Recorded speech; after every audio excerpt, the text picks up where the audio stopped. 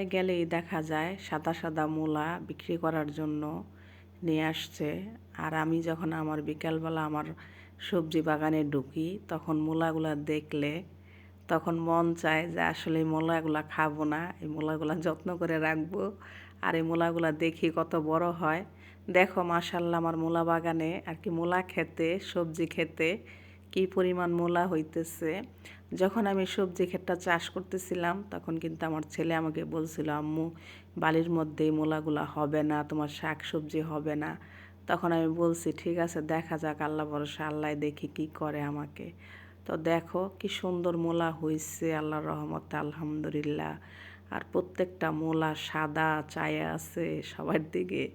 আসলে আমি কথা বলি যখন তখন কিন্তু আমি অনেক সময় আমি হাসি, কারণ আমার বয়েজে আমি আসলে কথা বাস্তব জীবনে আমি অনেক হাসি সবার সাথে, আর বয়েস যখন দেই তখন আমার কথার মাঝে হাসি চলে আসে। আর তোমাদের মাঝে দেখো আমার মূলা বাগানটা আর কি মূলা সবজি ক্ষেতটা আমি তোমাদের মাঝে শেয়ার করে দিলাম। আর এখানে আসলে আর কি আমার বাসার থেকে নামলেই সামনের জায়গাটা আমি চাষ করছি, এখানে আসলে আমার ভিডিও করা লাগবে। আর ভিডিও না করলে আমার মনে হয় কি এটা অপূর্ণতা থেকে যায়।